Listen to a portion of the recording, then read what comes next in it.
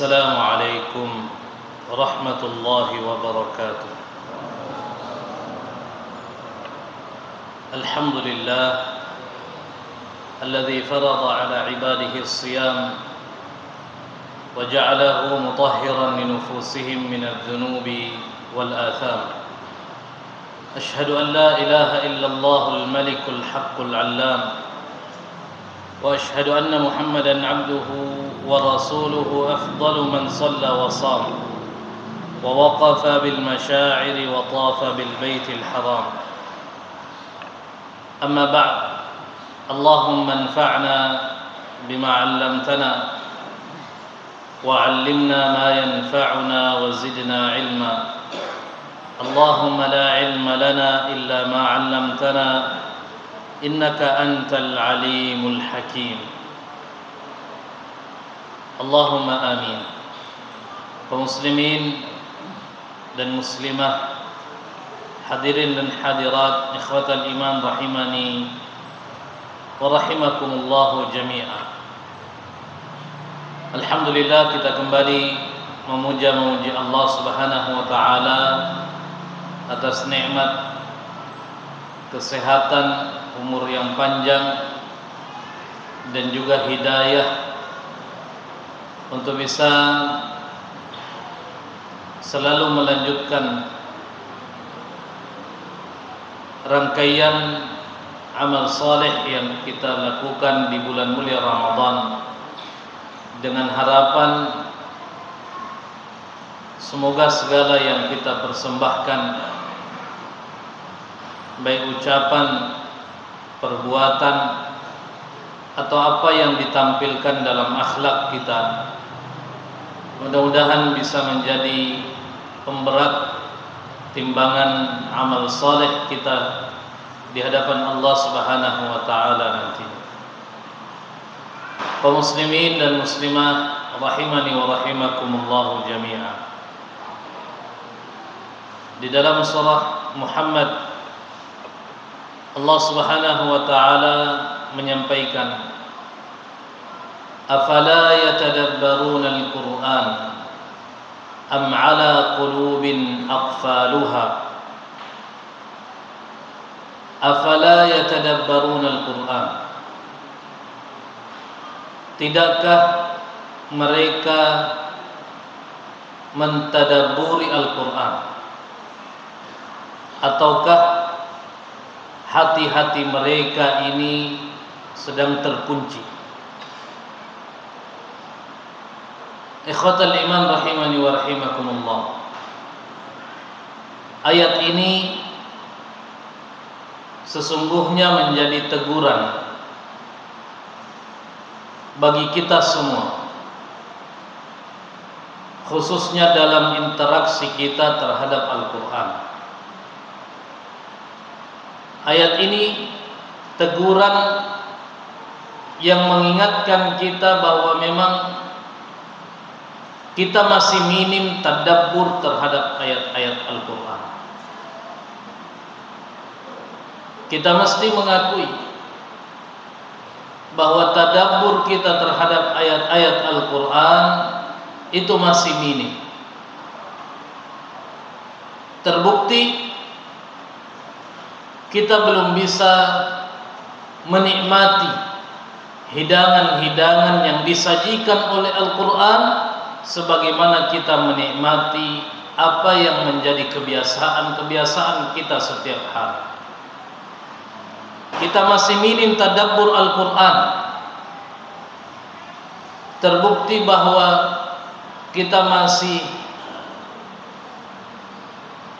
lebih sering berdekatan dengan teknologi-teknologi yang menjadi kesibukan kita sehari-hari daripada tadabbur kita terhadap ayat-ayat Allah Subhanahu wa taala.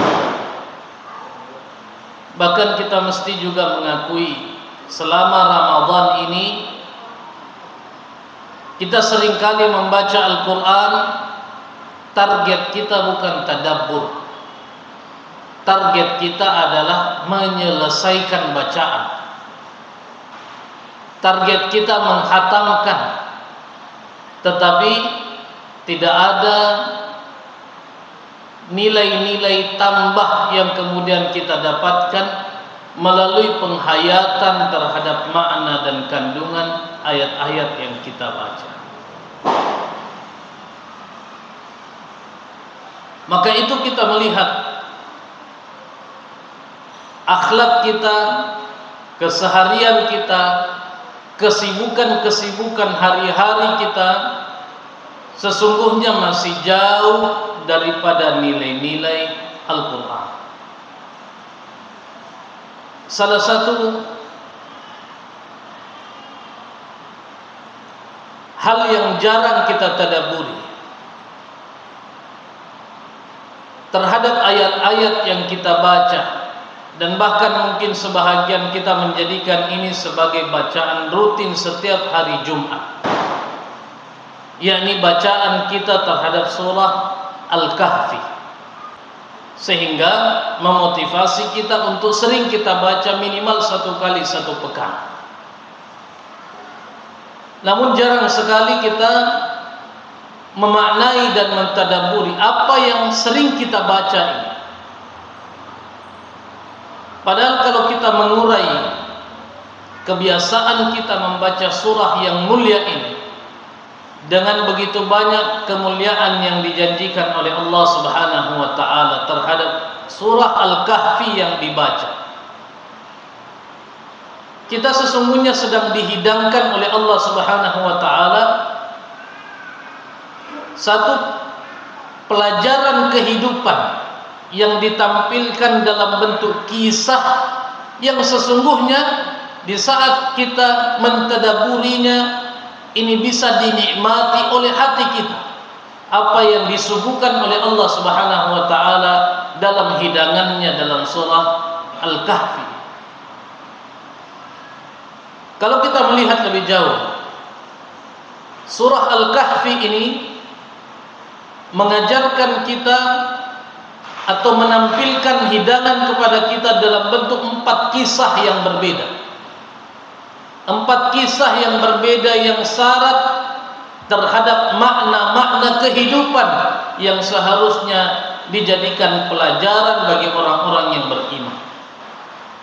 4 kisah ini sekaligus menampilkan representasi dari 4 fitnah yang sering diujikan oleh Allah Subhanahu wa taala dalam kehidupan kita.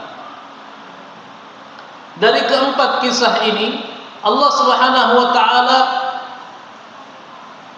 mengatur skenario ini supaya penyampaian pesan ini bisa lebih menarik, diserap dan dimaknai oleh orang-orang yang beriman.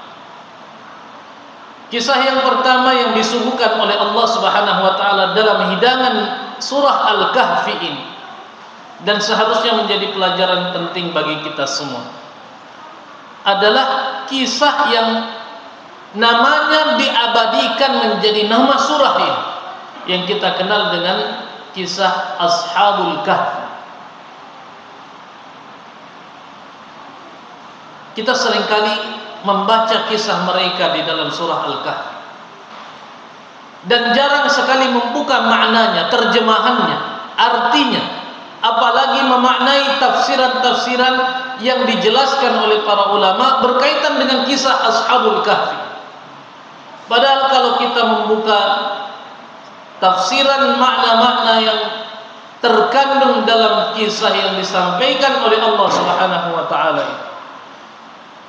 yang dimulai dari ayat 9 ketika Allah Subhanahu wa taala mengatakan id awal fityatu ilal kahfi faqalu rabbana atina min ladunka rahmah wa hayyi lana min amrina rasyada, dan berlanjut ayat yang disampaikan oleh Allah Subhanahu wa taala sampai ayat ke-26 berkaitan dengan kisah Ashabul Kahfi.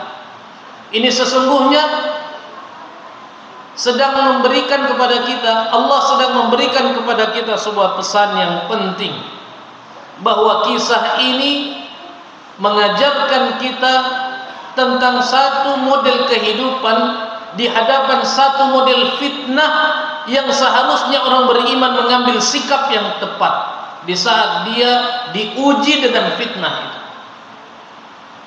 Maka itu kata para ulama, untuk kisah Ashabul Kahfi ini yang dirangkum oleh Allah Subhanahu wa taala mulai dari ayat 9 sampai ayat ke-26 dalam surah Al-Kahfi. Ini menunjukkan representasi fitnah yang mesti dihadapi oleh orang yang beriman berkaitan dengan fitnah iman mereka.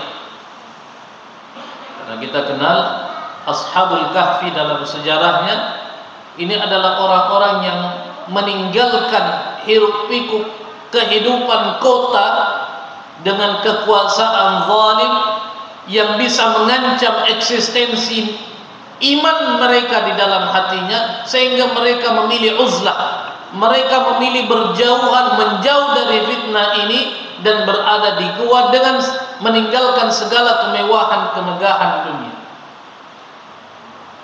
Lalu dalam kisah ini Allah Subhanahu wa taala menggambarkan bahwa mereka dibuat tertidur oleh Allah Subhanahu wa taala 300 tahun lebih. Ini adalah sikap yang ditunjukkan dan ditauladankan oleh Ashabul Kahfi, yang kemudian mengajarkan kepada kita bahwa di saat ada fitnah keimanan yang mengancam kehidupan keimanan kita ini, maka kita mesti kembali dalam kisahnya Ashabul Kahfi di surah Al-Kahfi. Maka itu kalau kita melihat ikhwatal iman rahimani wa rahimakumullah, Allah Subhanahu wa taala bukan hanya menampilkan kisahnya Ashabul Kahfi dengan fitnah iman yang mereka hadapi, tetapi sekaligus menampilkan solusi imani terhadap fitnah iman yang menimpa Ashabul Kahfi.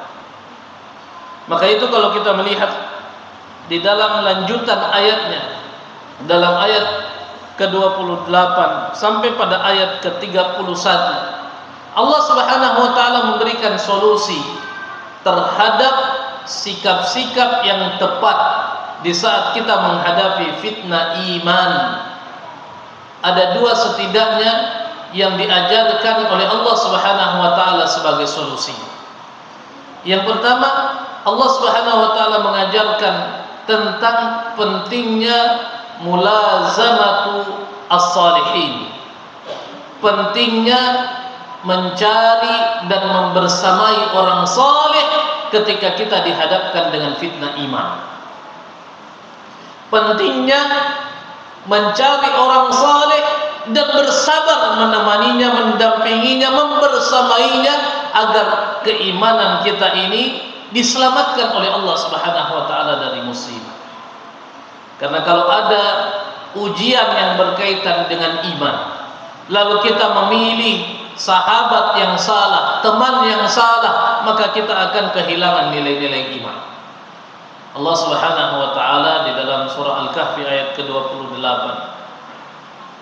mengajarkan kita semua dengan mengatakan, wasbir nafsaka ma'al ladzina yad'una rabbahum bil ghadati wal 'ashi yuriduna wajha wa la ta'du 'aynaka 'anhum turidu zinatal hayatid dunya wa la tuti' man aghfalna qalbahu an dzikrina wattaba'a hawahu wa kana amruhu furqa. Ayat ini solusi terhadap ancaman musibah iman yang bisa saja menggerogoti keimanan kita. Dan ini tidak hanya terjadi di zaman Ashabul Kahfi, tetapi ini menjadi ancaman ujian orang-orang yang beriman kepada Allah setiap zaman, bahkan tidak terkecuali di zaman kita.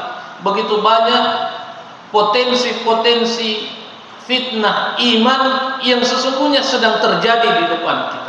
Sehingga ketika kita salah di dalam memilih teman untuk kita bersamai menyelamatkan keimanan kita, maka kita akan tergulung dengan fitnah iman. Maka itu kata Allah Subhanahu wa taala, yang mesti dilakukan adalah membersamai orang saleh dan bersabar terhadap membersamai mereka. Wasbir nafsak, sabarkan dirimu terhadap siapa? Ketika kalian membersamai orang-orang saleh yang senantiasa berdoa kepada Allah Subhanahu wa taala di pagi dan di siang hari. Sabarkan dirimu membersamai orang-orang yang saleh yang senantiasa kehidupannya menampilkan tampilan-tampilan ibadah di malam hari, di pagi hari. Untuk apa? Untuk mendapatkan ridha dan rahmat Allah Subhanahu wa taala. Makanya Nabi sallallahu alaihi wasallam mewanti-wanti orang-orang yang ingin menyelamatkan imannya, jangan salah pilih teman. Jangan salah pilih sahabat. Jangan salah pilih partner. Sebab seseorang akan dinilai baik buruknya daripada temannya, daripada orang yang selalu membersamai. Kata Nabi sallallahu alaihi wasallam, "Al-mar'u 'ala dini khalilih, falyanzur man yukhalil." Seseorang itu bergantung pada agamanya temannya. Bukan hanya kebiasaan, bukan hanya penampilan, bukan hanya hobi, bahkan agama seseorang bisa saja tergantung terhadap agama yang dianut oleh temannya. Falyanzur man yukhalil. Maka kata Nabi sallallahu alaihi wasallam, hendaklah memperhatikan siapa yang seharusnya dijadikan sebagai teman. Yang kedua, Allah Subhanahu wa taala memberikan isyarat solusi terhadap rongrongan musibah imaniyah yang bisa saja menimpa kita semua. Yang kedua adalah berupaya untuk menghayati konsekuensi kekufuran dan keimanan yang kita pilih. Setiap kali ada fitnah iman yang dihadapkan dalam kehidupan kita, kita mesti menghayati, merenungkan pilihan-pilihan yang kita pilih antara iman atau kafir, antara nilai-nilai imaniyah atau nilai-nilai kekufuran. Karena setiap pilihan ini punya konsekuensi. Allah Subhanahu wa taala memberikan keleluasaan bagi kita sebagai manusia untuk memilih. Kita diberikan akal, kita diberikan hati, kita diberikan segala fasilitas yang ada, lalu kita diberikan pilihan di hadapan kita antara memilih nilai-nilai iman atau memilih nilai-nilai kekufuran. Bebas. Allah tidak menekan kita untuk memilih itu. Silakan pilih. Tetapi ingat, Allah Subhanahu wa taala memberikan gambaran bahwa setiap pilihan kita ini ada konsekuensinya. Setiap pilihan kita ini ada hasilnya. Orang yang memilih nilai-nilai iman, konsekuensinya jelas. Orang yang memilih nilai-nilai kekufuran, konsekuensinya jelas. Sehingga setiap kali ada fitnah iman, maka kembali dan hayati konsekuensi pilihan-pilihan kita. Allah Subhanahu wa taala mengatakan di dalam surah Al-Kahfi mulai dari ayat 29 kita bisa melihat. Kata Allah Subhanahu wa taala, "Wa qulil haqqu min rabbikum." Katakan wahai Muhammad, al-haqqu min rabbikum. Kebenaran itu hanya milik Tuhan. Faman syaa'a falyu'min wa man syaa'a falyakfur. Dalam pilihan kehidupan ini, orang mau melakukan atau memilih nilai-nilai iman, silahkan pilih. Orang yang ingin menilai dan menempuh jalan-jalan kekufuran, silahkan sesuai dengan kehendaknya. Siapa yang mau beriman silahkan, siapa yang mau kafir silahkan, kata Allah Subhanahu wa taala. Tetapi ingat, inna a'tadna lidh-dhalimina naran ahata bihim suradiquha. Tetapi ingat, ketika kalian memilih jalan kekufuran, kata Allah Subhanahu wa taala, ada konsekuensi. Kami persiapkan jalan-jalan kezaliman ini, ada neraka di ujungnya. Ada neraka di ujungnya. Yang mana neraka ini akan mengitari orang-orang zalim ini sambil bergejolak. Ini konsekuensi. Silahkan pilih jalan kekafiran. Allah tidak memaksa, tetapi ingat konsekuensinya. Jalan kekufuran, jalan kezaliman, endingnya adalah neraka dengan api yang bergejolak. Wa iyastaghithu yughathu bima'in kalmuhli yashwil wujuh. Bahkan ketika mereka haus, lalu di neraka ini mereka minta minum dari Allah Subhanahu wa taala, mereka akan dikasih air. tetapi air yang dikasih kepada mereka ini bima'in kal muhli yashwil wujuh, seperti air besi yang mendidih, yang ketika dia minum sudah tidak ada yang terlihat lagi dalam diri. Allah berikan gambaran ini bahwa konsekuensi terberat daripada kekufuran dan jalan-jalan kekufuran itu adalah neraka dengan segala keburukan yang ada di dalamnya. Lalu Allah Subhanahu wa taala menunjukkan, innal ladzina amanu wa 'amilus salihati inna la nudhi'u ajra man ahsana 'amala. Tapi orang-orang yang memilih jalan-jalan keimanan, beriman, beramal saleh, kata Allah Subhanahu wa taala, tidak akan disia-siakan sedikit pun kebaikan yang dia lakukan. Hatta kebaikan itu sederhana, kecil, biasa, itu tidak akan disia-siakan oleh Allah Subhanahu wa taala. Ulaika lahum jannatu 'adnin tajri min tahtiha al-anhar.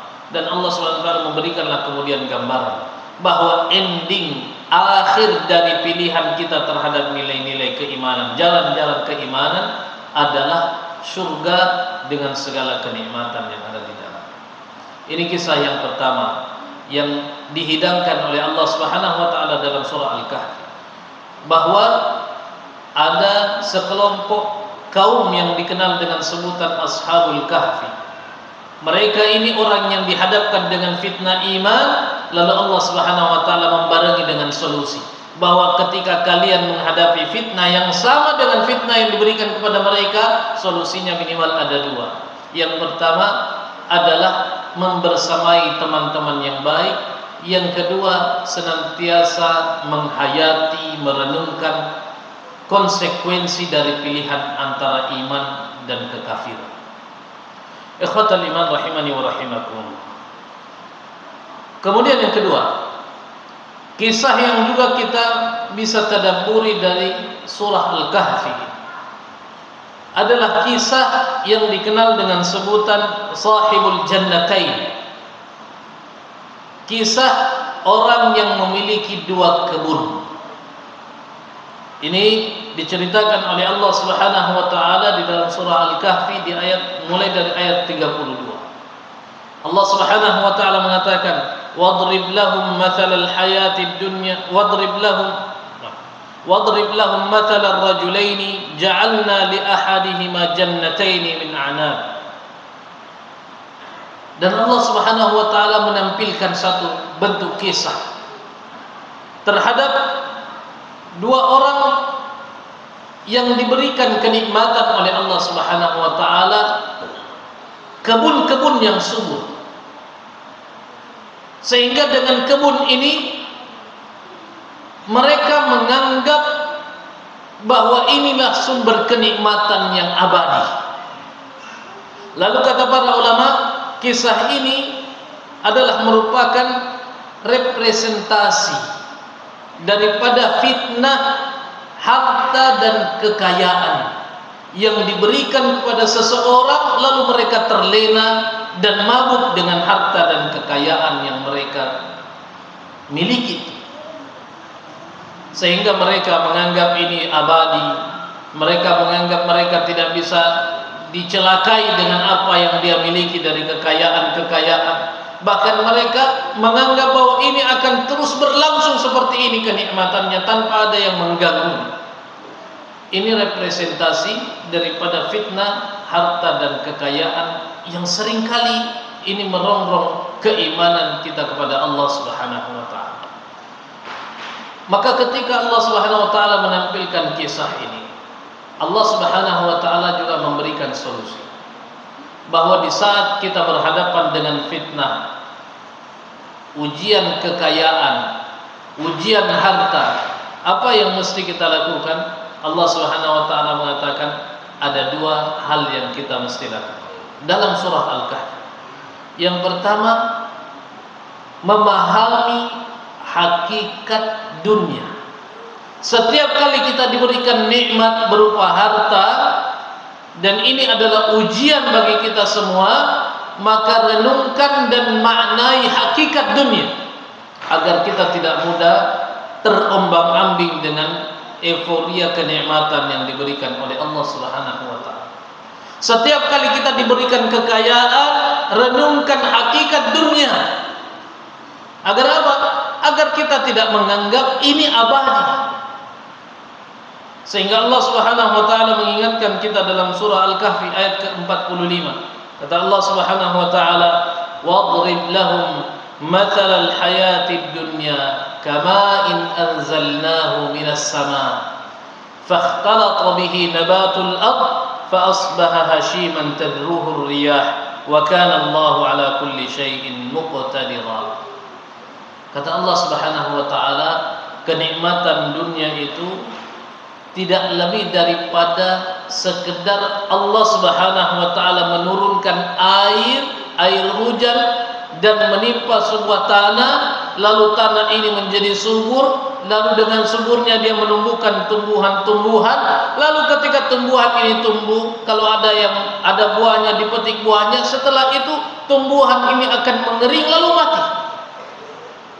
Dan kata Allah Subhanahu wa taala, begitulah gambarannya dunia. Dunia ini singkat. Dunia ini singkat. Begitu singkatnya sampai Allah Subhanahu wa taala menggambarkan seperti air hujan yang turun menumbuhkan tumbuhan, lalu setelah tumbuhan ini mengering lalu mati. Singkat. Sehingga orang yang diberikan nikmat kekayaan lalu menganggap ini bisa abadi selama-lamanya, itu karena kurang mentadaburi hakikat dan makna dunia yang sesungguhnya. Bahwa dunia ini tidak ada, singkat. Kita hidup ini kalau dikasih sampai 70 tahun alhamdulillah. Selebihnya bonus. Selebihnya bonus. Kata Nabi SAW, umurnya umat Muhammad itu antara 60-70 tahun. Tapi kalau dibandingkan dengan kehidupan akhirat, 70 tahun ini itu tidak lebih dari 1,5 jam saja. Karena perbandingannya kata Allah Subhanahu wa taala dalam surah As-Sajdah, ka'alfi sanatin mimma ta'udun. Kehidupan di akhirat itu seperti 1000 tahun. Satu hari di sana 1000 tahun di dunia. Sehingga kalau ada orang yang diberikan usia 70 tahun, maka itu tidak lebih dari 1,5 jam saja kehidupan nanti di akhirat. Maka kecelakaan orang yang menghabiskan energinya hanya untuk menjalani kehidupan 1,5 jam saja, lalu dia mengorbankan kehidupan yang abadi nanti di hari kemudian. Semua kenikmatan dunia, jangankan berkaitan dengan usia, berkaitan dengan apa yang kita rasakan saja, semuanya bisa hilang dalam waktu yang begitu singkat. Ada orang yang senang dengan makan-makan, hobi makan-makan. Makanan itu rasanya hanya bisa dinikmati oleh satu bahagian organ kita yang kita kenal dengan istilah lidah, yang tidak lebih dari 15 cm. Mau makanan 50.000 atau makanan harganya 5.000, cuma lisan ini yang membedakan.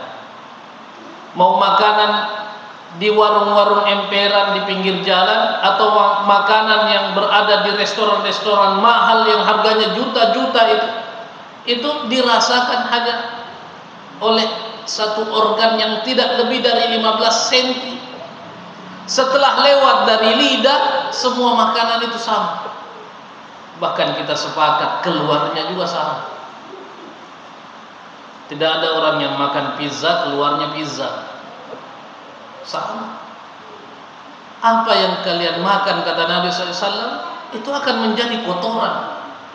Pakaian yang kita banggakan, sebaru-barunya pakaian, kalau dipakai pada akhirnya akan lusuh.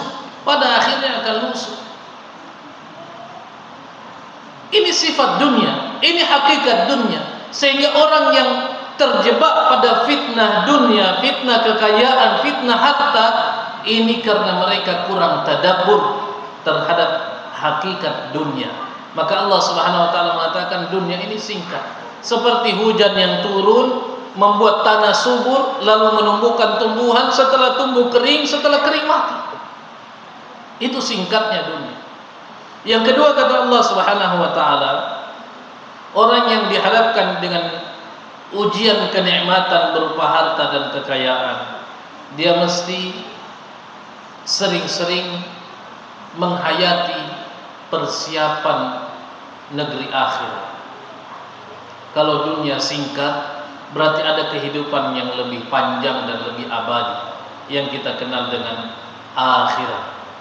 Maka itu kata Allah Subhanahu wa taala di dalam surah Al-Kahfi ayat selanjutnya, ayat ke-46, al-malu wal banuna zinatul hayatid dunya. Harta, keturunan itu hanya perhiasan. Perhiasan kehidupan dunia. Tidak ada yang bisa abadi. Orang yang punya harta tidak akan membuatnya serta-merta bahagia kecuali dibalut dengan balutan iman. Bahkan di ayat yang lain Allah Subhanahu wa taala mengatakan ada orang yang ingin menebus dirinya dari dosa, dari neraka dengan harta yang dia miliki tapi tidak diterima oleh Allah Subhanahu wa taala. Bahkan ketika pun mereka memiliki dunia dan 2 kali lipat beserta apa yang ada di dalamnya, lalu ingin menebus dirinya daripada azab Allah, tidak diterima oleh Allah Subhanahu wa taala. Al-malu wal banun zinatul hayatid dunya. Harta dan keturunan ini adalah perhiasan. Kita membanggakan keturunan, kita membanggakan keluarga. Nanti di hari kemudian orang-orang kafir yang tadinya cinta dengan keluarganya, dia akan cari keluarganya. Untuk apa? Untuk dikorbankan, untuk dijadikan tumbal. Kalau dalam kehidupan dunia kita sering mendapatkan informasi, ada ayah yang rela mati yang penting anaknya masih hidup, ada ibu yang rela mengorbankan jiwanya yang penting selamat anaknya. Kalau di akhirat terbalik, kalau di akhirat kebalikannya, mereka akan mencari keturunannya, mencari pasangannya, mencari keluarganya. Untuk apa? Untuk ditumbalkan, untuk dijadikan tumbal, agar mereka saja yang mendapatkan azab Allah Subhanahu wa taala dan bukan dia. Maka itu Allah Subhanahu wa taala melanjutkan, wal baqiyatus shalihat. Sesuatu yang kekal adalah sesuatu yang berasal dari amalan-amalan salih yang dimiliki oleh orang-orang yang beriman. Sehingga kata Allah Subhanahu wa taala, khairun 'inda rabbika thawaban wa khairun amala. Amal-amal saleh ini adalah sesuatu yang baik. Sesuatu yang baik yang akan diterima oleh Allah Subhanahu wa taala dan akan diberikan ganjaran pahalanya oleh Allah tabaraka wa taala. Ikhwatal iman rahimani wa rahimakumullah. Masih ada 2 kisah yang dihidangkan oleh Allah Subhanahu wa taala dalam surah Al-Kahfi ini. Mudah-mudahan Allah Subhanahu wa taala memberikan usia yang panjang bagi kita semua agar kita bisa melanjutkan tadabbur kita terhadap surah Al-Kahfi ini pada kesempatan yang akan datang biidznillah. Ja'alani Allah wa iyyakum minal 'amilin wal faizin wa adkhalani wa iyyakum bil jannati wan na'imil muqim. Aqulu ma tasma'un walhamdulillahi rabbil alamin. Hadana Allah wa iyyakum ajma'in. Wassalamu alaikum warahmatullahi wabarakatuh.